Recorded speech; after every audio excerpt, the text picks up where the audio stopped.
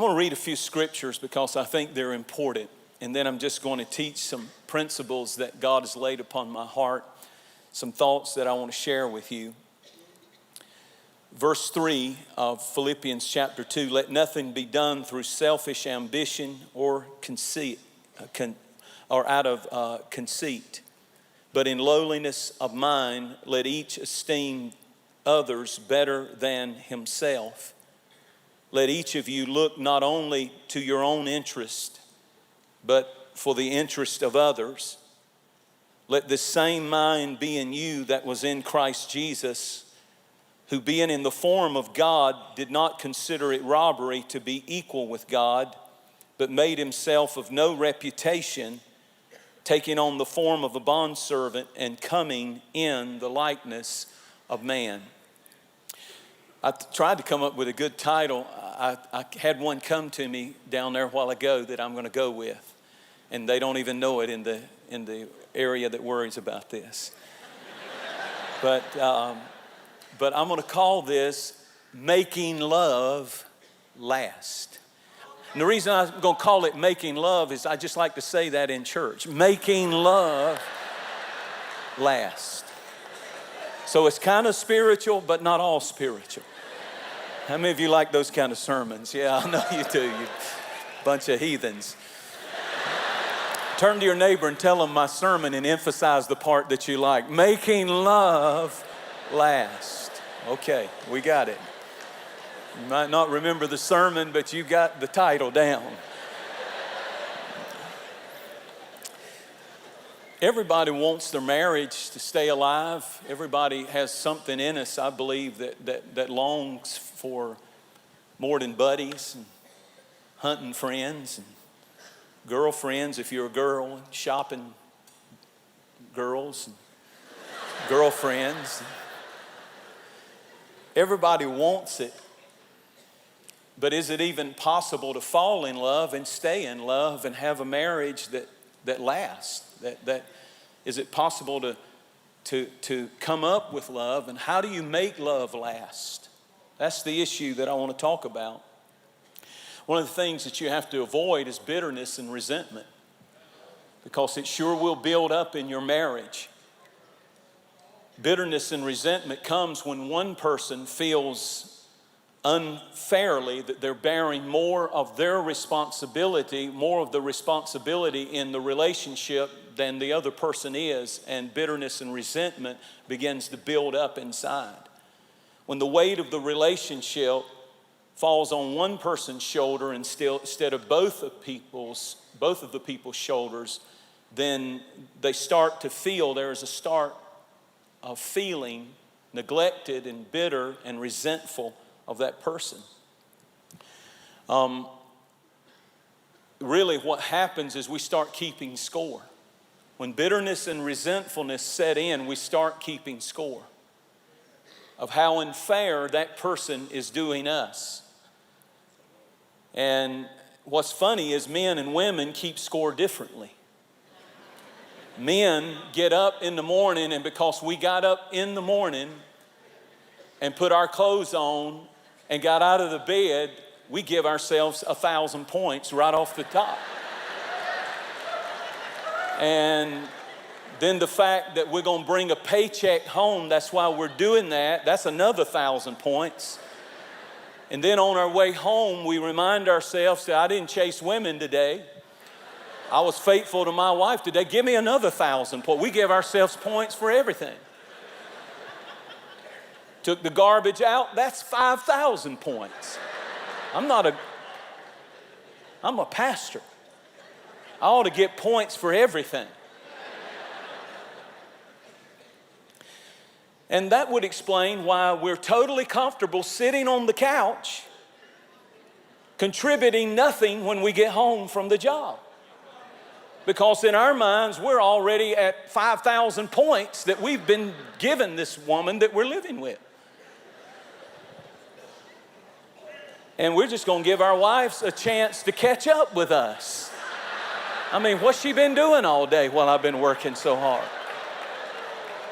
Now, here's the bad thing, and my wife is here, and I know I'm on dangerous ground right now, so pray. But it's going to get better, ladies. But here, then we got women and how they keep score. Here's how they keep score. You got up and put your clothes on and went to work. You get 1 point. You brought home a paycheck. You get 1 point. You didn't chase women. You stay alive. But I'll give you 1 point. So here in our minds, we have 5,000 points, men, and in the woman's mind, you got 3 points. And what we need to understand as men is something that I want to emphasize to you, because when you understand that women keep score differently, this can change your life right here. This first point is a big one. And if you don't get nothing else out of this conference, it was worth your journey, what I'm about to share with you, because I know it's the truth. So she's resentful and bitter because you think you're doing so much, and she thinks you're not doing that much. But what I think we need to understand as men is no matter what I do, I just get 1 point.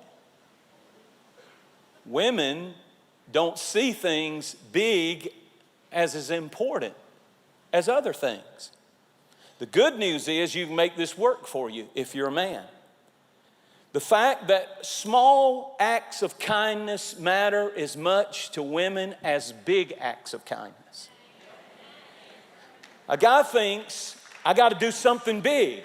And if I do a few big things all year, birthday, anniversary, Valentine's, and Christmas, that ought to hold her. What's the problem?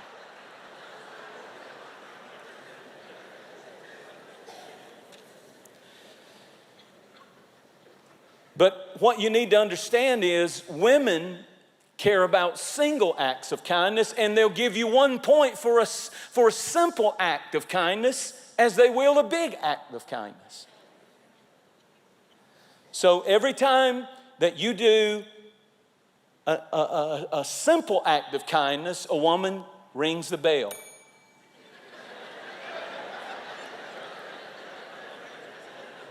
Guys don't think that way.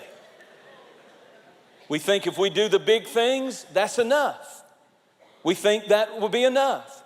But here's how you make it work for you.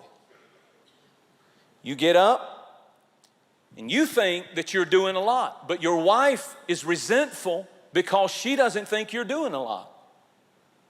To her, you suck. To her, you're a bum.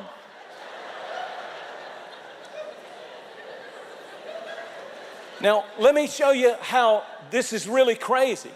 They did a survey and they asked women, had you rather receive a dozen of roses on one day, or had you rather get 12 different single roses on different days? And every time, the mass majority said, I'd rather have the single roses on different days, knowing that he's showing that special, simple kindness, than the big thing of roses. Now, really, they want both. But what I'm saying to you, we all know that. That's a given. They expect it on the big days, but it's one single rose. Now, watch this. Watch. Here's how you do it. You want to get the bell to ringing and getting some points on your side? Get up in the morning, some morning, soon, and she's brushing her teeth and she's getting ready, and you take 90 seconds of your time and you make the bed, and she walks out and she cannot believe her eyes.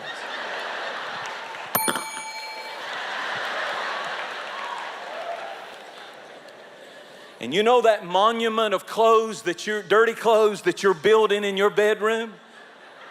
If you would pick that up and take it to the laundry room That's what's going off in her. After you eat a meal, you actually pick the plates up and take them and put them in the machine that cleans them, the dishwasher. I don't even know what it's called. It's there. I know it. I paid for it. It's there. I don't know how to turn it on. I don't know if you put Dove soap in it. I don't know, but I need to learn if I'm going to preach sermons like this. We'll keep moving.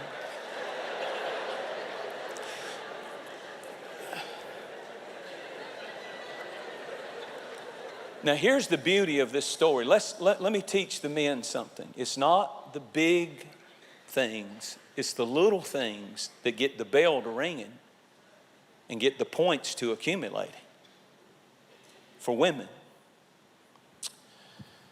So, you plan a date for next Friday. Let's say you do that. And you get a babysitter. And you make the reservations. And you get the concert tickets. And you plan the night out. And then you surprise her. No, dummy, you know nothing about marriage. You don't surprise her. You tell her in advance. Why? Because the bell starts ringing and you've done nothing. You've not done one thing and she's all ready. But this is going to work for you. Watch. Because she's a woman, she's going to tell her friends. She cannot keep it to herself. And she's going to call her friends and she's going to tell it all over again. Do you know what my man did for me? He made reservations. He did this. He did that. He's got it all lined up. He got a babysitter. And then she calls her sister, and then she calls her mama, and then she calls her best friend. And here's the double coupon bonus for men. Is not only are you going to be accumulating points just as a secret joy thing to all men, you're taking points away from all the husbands that they're telling what you're doing. They're getting so furious at that deadbeat they're married to and how they wish that they would be like you.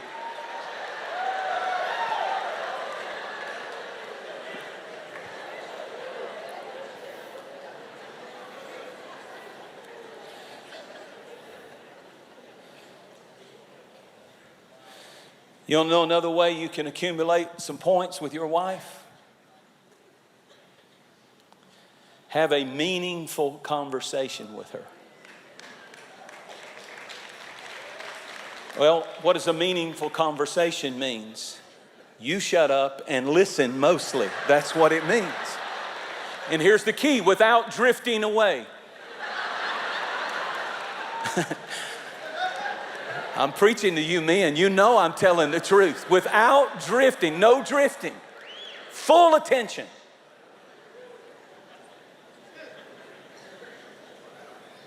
And as she's telling you the things that she's talking about,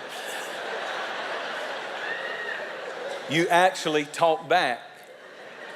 I can't believe they said that to you.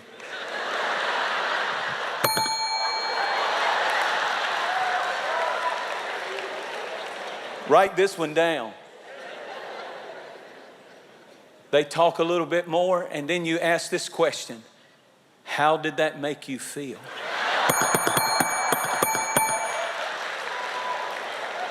And don't drift. Stay right there.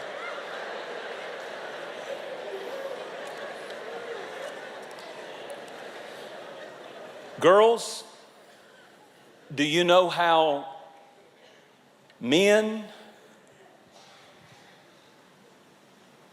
or how you as a woman can accumulate points with your man?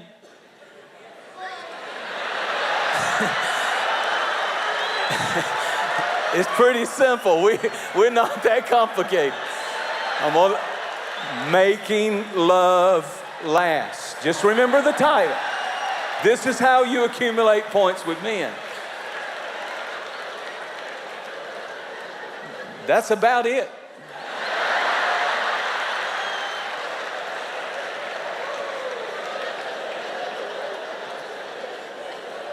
That, and I will add one more, which is not as good, but it does matter to us when you believe in Him. When you let that boy know that you're his number one fan, that you believe in him. I'm sorry that we have fragile egos, men do. And when you let him know you are something else, what do you want? We're that simple, we're that dumb. Sex and believe in Him. We'll work ourselves silly, we'll hurt ourselves for that. All right, let's keep moving. Can we talk about sex for a minute? In a good way? Because the Song of Solomon is pretty powerful. And just one word I want to get into your spirit, especially the men that are here. And it's the word exclusivity. In the Song of Solomon, he says this. She says about her husband, I belong to my love. Listen to these words. And his desire is for me. This is so powerful. I'm telling you, as I was studying this really, I thought, boy, every man needs to get this and hear this over and over and over.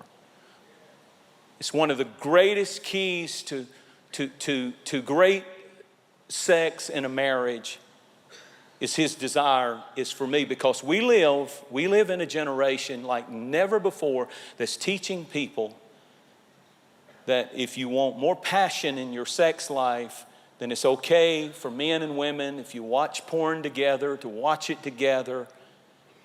More lust means better sex. Doesn't matter what you look at, just to get yourself revved up, you do it. But the powerful thing that she says is he has an exclusive desire. Listen to her words again. His desire is for me. His desire is for me. What's happening is because of the plague of pornography, we're trading in real women for fantasy. And when that begins to happen, something tragic begins to happen. And there is no woman on the earth, because pornography does two things to a marriage. What it does is, number one, it turns off the woman. Because if I ask any of the women that are here, how many of you ladies would like for your husband to look at porn and see a woman that he's lusting after and then pretend that you're that person? There's no woman in this place who would raise their hand and say, I desire that. So what does porn produce? Number one, it produces a turned off woman. Number two, it reduces a diminished man. Why do you say that? Because when you begin to look at pornography, porn is like eating snacks all day long. It destroys your appetite for the real thing. And the more you do it, the more it destroys your appetite for the real thing. This is how it is. This is not a preacher talking. This is a scientific medical fact now. That porn is like eating snacks all day and destroying your appetite for real food. So therefore, you're not interested in the real thing because you've been eating snacks all day, and yet it doesn't satisfy. There's a difference between a man and a woman making love in holy matrimony and reaching an orgasm, and a man masturbating and having an ejection. There's a difference. What's that difference? The difference is really When you make love to your wife, you reach a peak physically that endorphins are released into your bloodstream. They heat up your blood, literally. You get hot-blooded. Come on, I'll preach if y'all... Every cell in your body reaches over and grabs hands with another cell, and they all start singing together with her cells the Hallelujah chorus. And that's what making love is, not looking at porn. The Bible said in the last days men would be lovers of themselves more than lovers of God, and I might add, and women.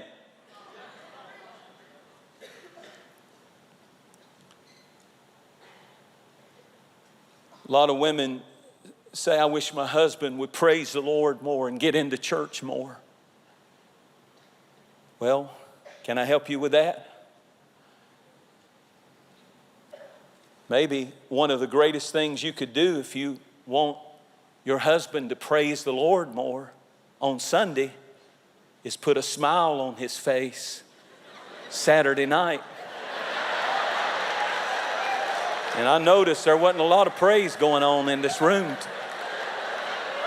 But I believe if you would go to work on what I'm preaching, by in the morning we could have a breakout and the preacher wouldn't even get to preach. Because really it's hard for sexually frustrated men to praise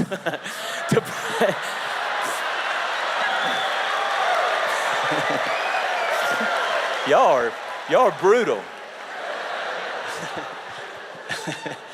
It's hard for sexually frustrated men to praise the Lord. But if you really want him to praise him, give him something to be thankful for. Have you ever thought about how people get married and they're so in love? I love you. I do promise to love you till death do we part. You're everything to me.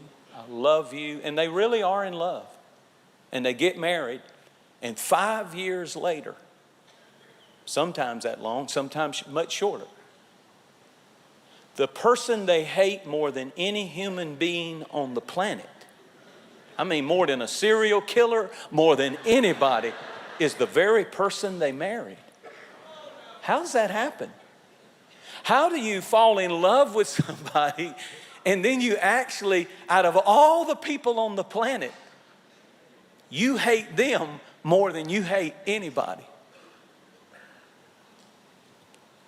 I think it's because we need to understand something about marriage. Even domestic violence, they move from hate to hurting. I want to hurt you. I don't just hate you. I know I loved you so much that my whole world was consumed by you when we first met. But now I've moved from loving you so much to not only do I hate you more than any person on this planet, but I want to hurt you now. You can actually put your fist or do something against that person. How does that happen? Proverbs 4:23, the wisest man who ever lived, according to the Bible, other than Jesus, was Solomon. And Solomon says, above all else, above all else. Now, he's taught about everything you can imagine, and he's the smartest man in the world. And he says, I'm telling you a secret now. Out of everything I've ever learned as the smartest man in the world, above all else, guard your heart, for it determines the course of your life. What does that mean? That means when a man meets a woman, they fall in love. And let's face it, we all bring baggage with us into the marriage. We all see each other through the experiences of our own family, our parents, great marriage or lack thereof, and all kinds of issues. And sometimes if there's been divorce or there's been some kind of abuse or something, all of those things he brings, all of those things she brings. They fall in love. They love each other. They are now husband and wife. It's wonderful. It's good. And then they have an argument, and all of a sudden, all the stuff starts coming out. What happened?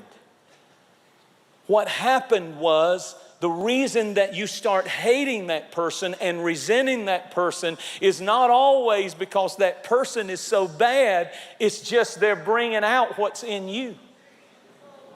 And that's why he said you got to guard your heart, because some of the things that you guys are fighting over, it's not what you really, because what he did was on a level 4 offense out of a scale of 0 to 10, but your reaction was a 10. And it's not, what happens is what's in us when we get into conflict. And if you're not careful, you start blaming that person. You're why I'm miserable. You're why I'm angry. You're why I'm bitter. You're why I don't trust. You're why I don't trust you. I don't trust you. All this, and it's really not that person. They just did a category 4 offense, and you're reacting with a 10. Because what's in you is coming out. And here's the deal. I'm done with him. I'm going to get me another one. Well, here comes another little hot shot. I'll turn it around. There he is. There he is. He's just another man. And guess what's going to happen? The same stuff that's in her, the same stuff that's in him, it's going to come out. Get another marriage, it's going to come out. That's why the Bible said, guard your heart with all diligence. Check your heart. Make sure. Sometimes you're not having a marriage problem. You're having a heart problem. It's what's in your heart. It's what's in your heart. Turn to somebody and say, it's those jelly beans. It's not my fault.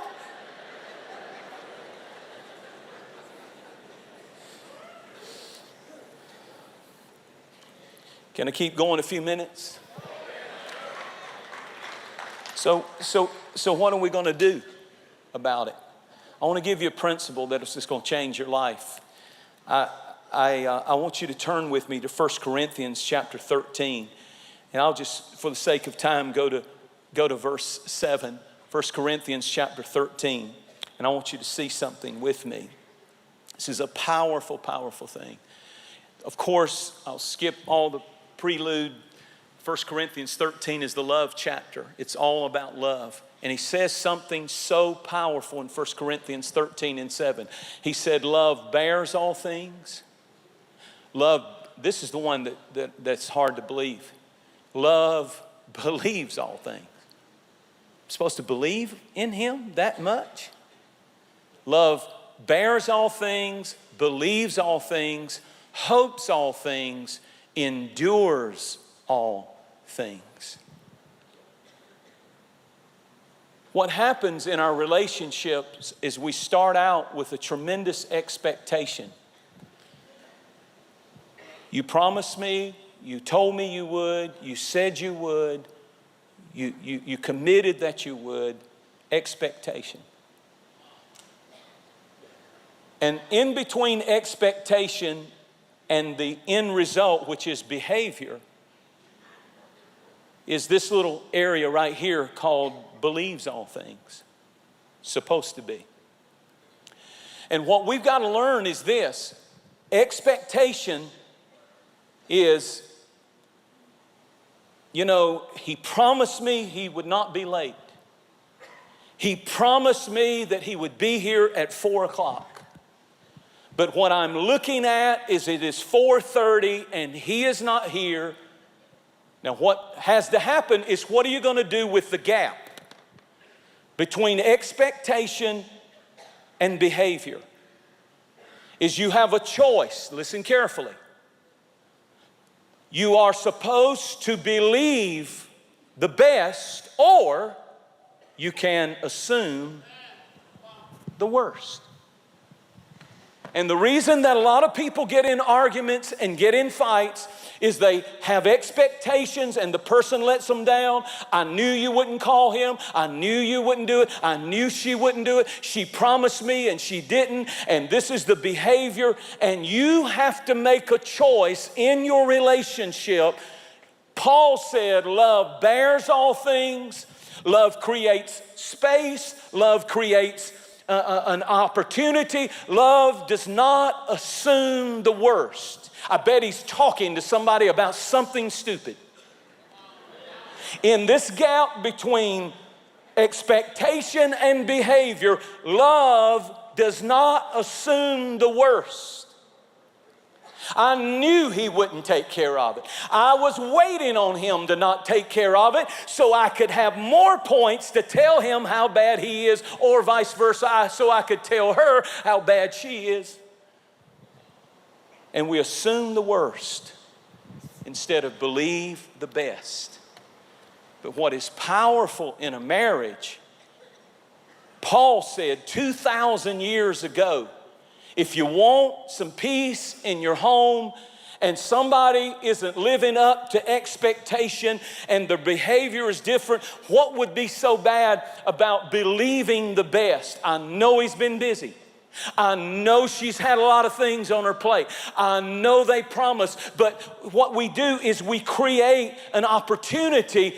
And when you believe the best instead of assume the worst, what you do is you cause that person, when you call, instead of being angry and furious at the fact that he didn't pick up the kids like he promised. And certainly I'm not saying you shouldn't have conversations and deal with things, but this is the key right here. That in the meantime, instead of brewing and being mad and angry, and he starts dreading the phone calls and afraid of the texts and vice versa. We believe the best. I know he's busy. We give each other some space. Does this make sense?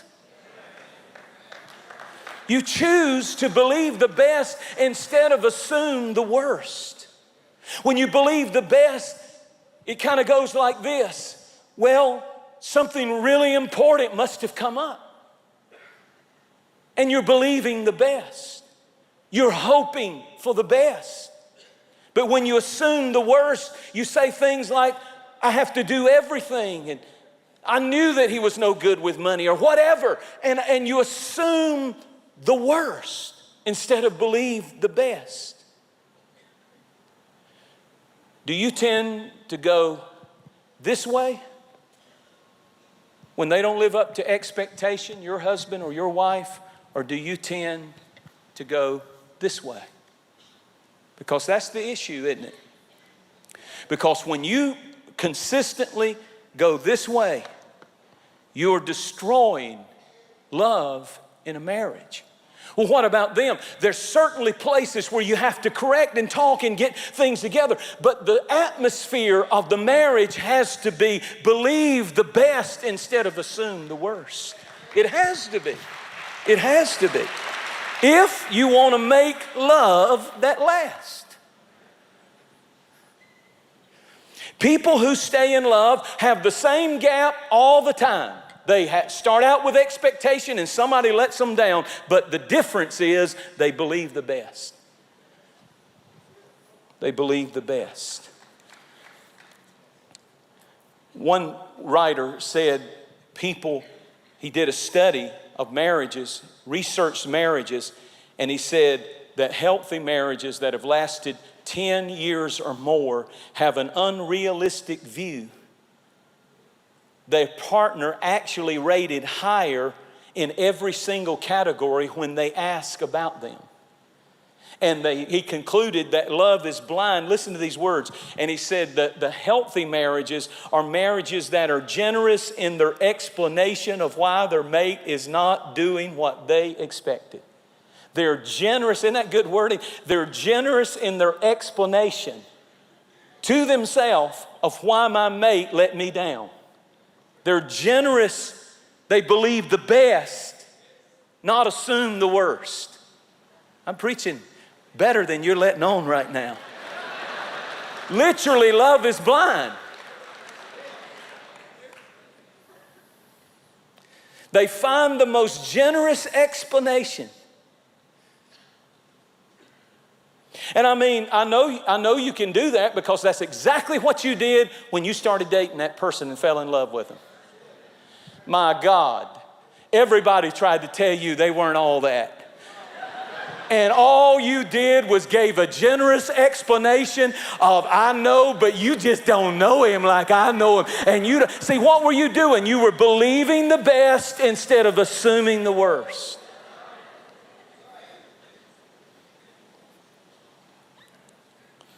You chose to give a generous explanation. And the question is, do you now, years later, start off as soon as something happens and these two come together and all of a sudden this is all you have and all of a sudden this is all you expect and all of a sudden you just start saying, this is my life and this is my marriage and this is who he is and this is going to never change. And let me tell you something about this. The deal is no guy or no girl wants to disappoint you that loves you. This is going to be a strange thing to you, but the truth is, no, I'll speak for myself. I never want to let my wife down.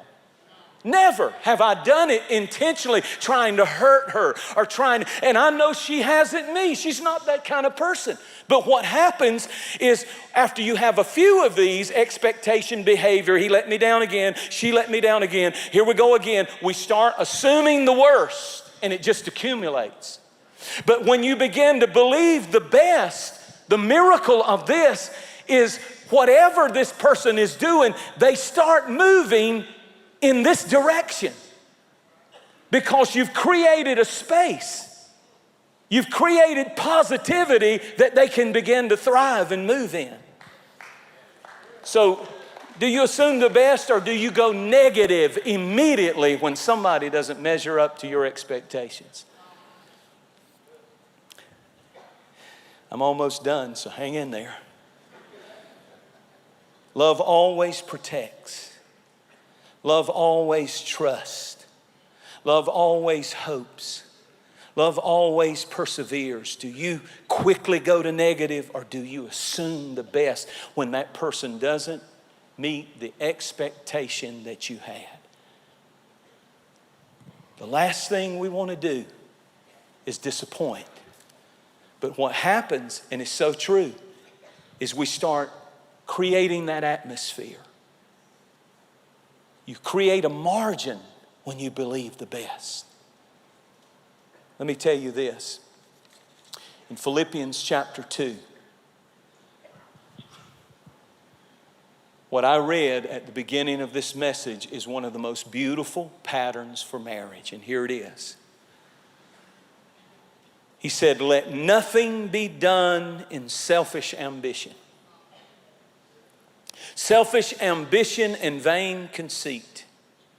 In other words, I don't want competitiveness in the marriage. Let her talk and quit interrupting her. And don't try to correct, just let her tell it wrong if she's telling it wrong. Then he says something powerful. Rather in humility, no selfish ambition, no conceit, no acting like you're more important than your spouse.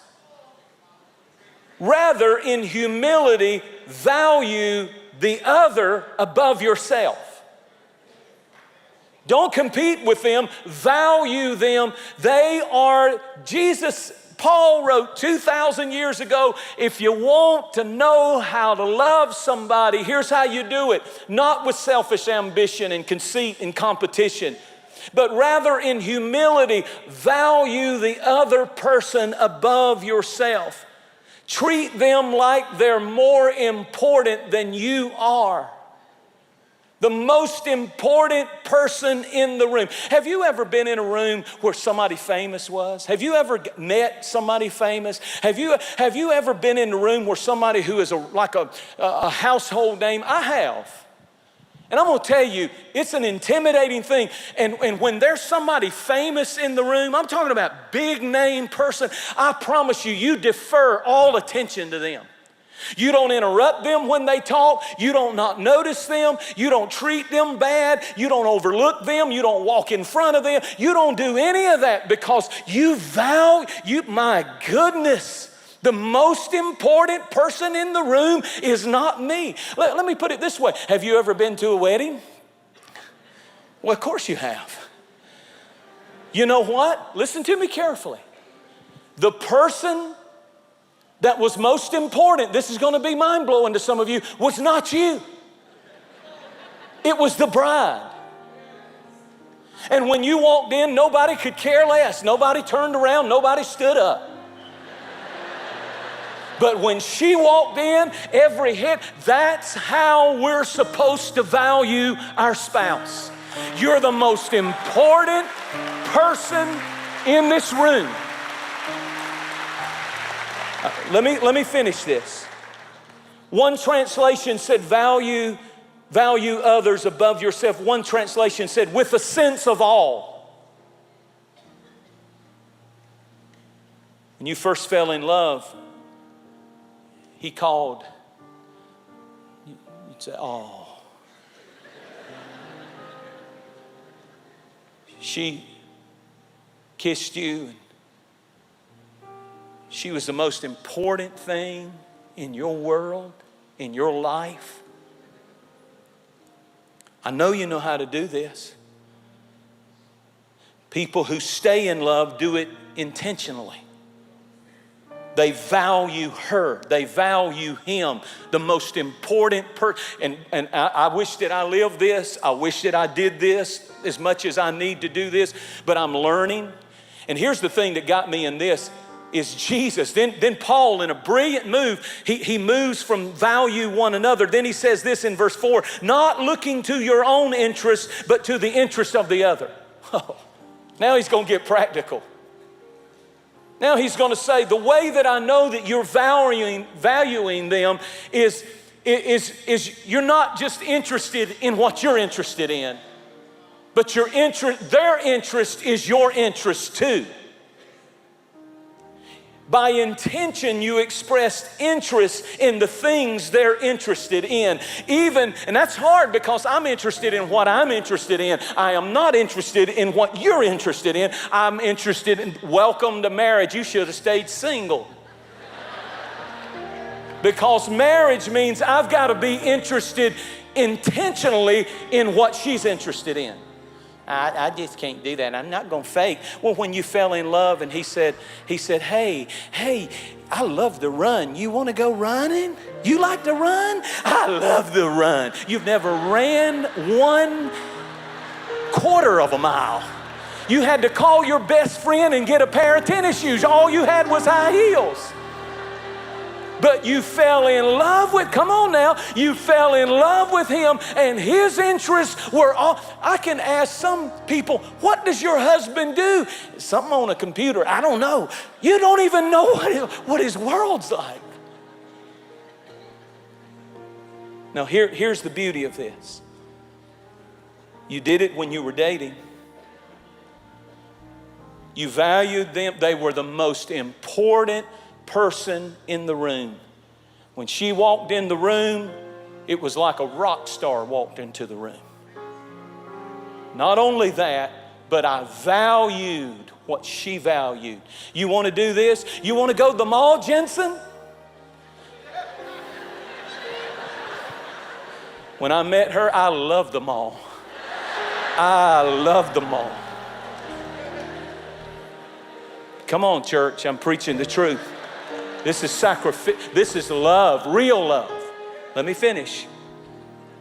Then Paul, in a brilliant move, he lays it out. And then in a brilliant move, he says, let me tell you who models this. Watch him now in Philippians 2:5. Jesus, when he was equal with God, did not consider equality with God to be taken advantage of. He never played the God card.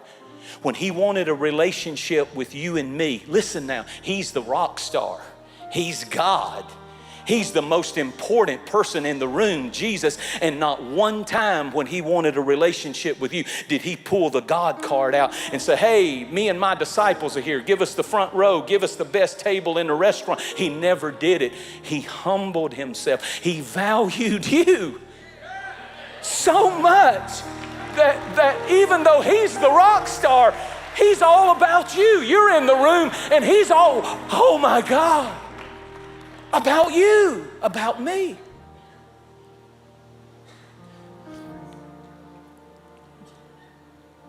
He was equal with God.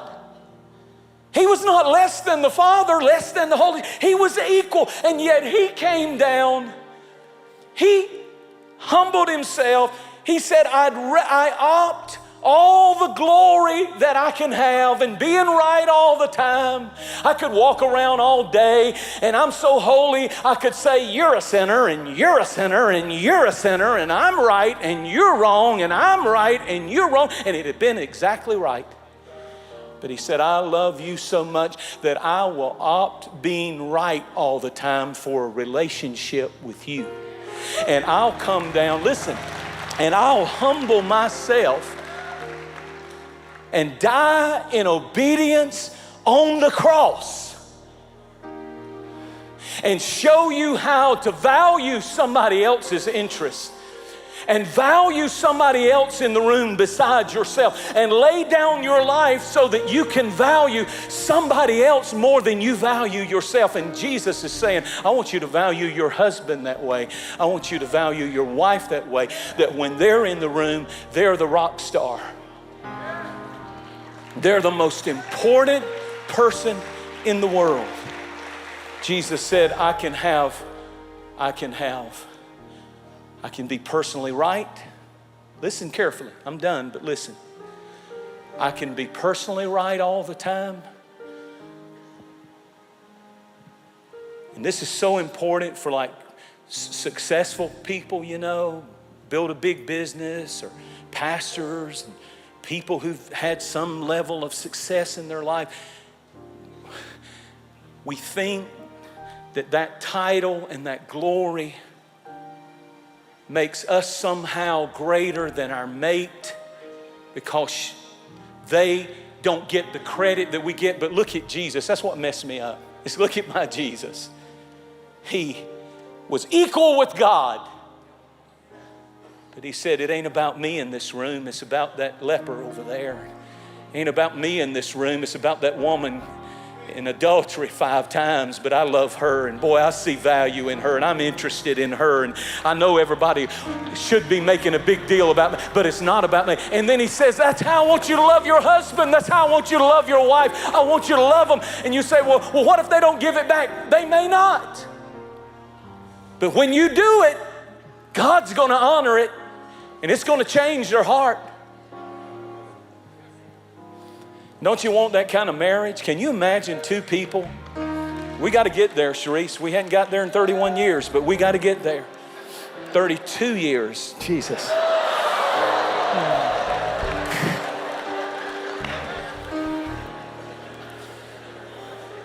Believe the best.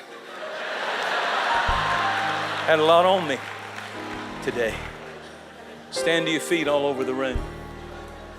How many of you in this room would love to have that kind of relationship with your spouse? Let me see your hand. How many of you would love to value them more than any other?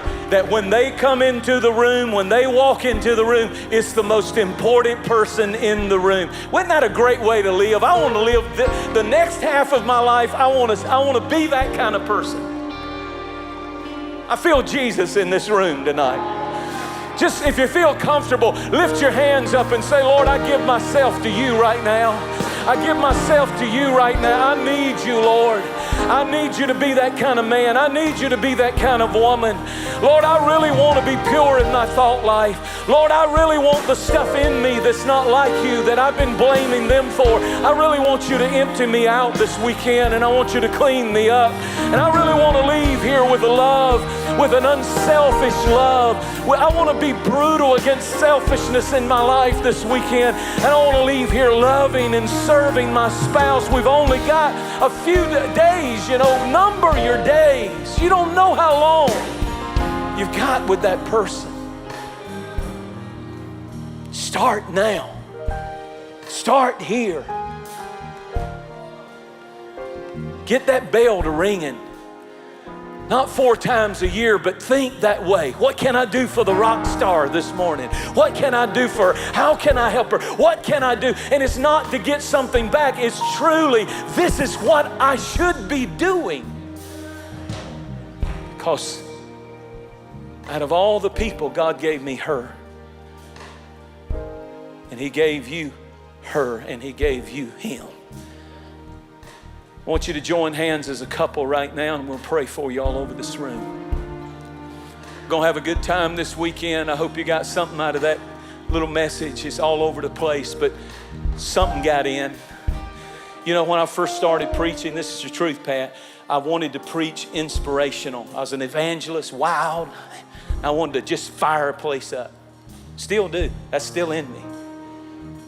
But then when I became a pastor, I wanted to be informational.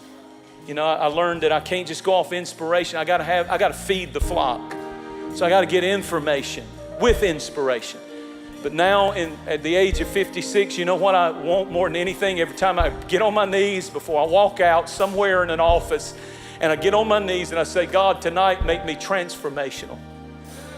That when I speak, that it's not just blah, blah, blah, blah, blah, blah, blah, but something maybe in a spirit of what I say, more than what I say. Let it get into somebody's spirit and transform homes and transform marriages and transform lives. Because you don't have to live and be mad and miserable and upset and angry, but God put you together. The enemy wants to destroy you.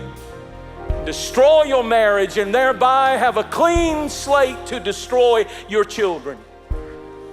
But you're here tonight, and I decree no weapon formed against you is going to prosper.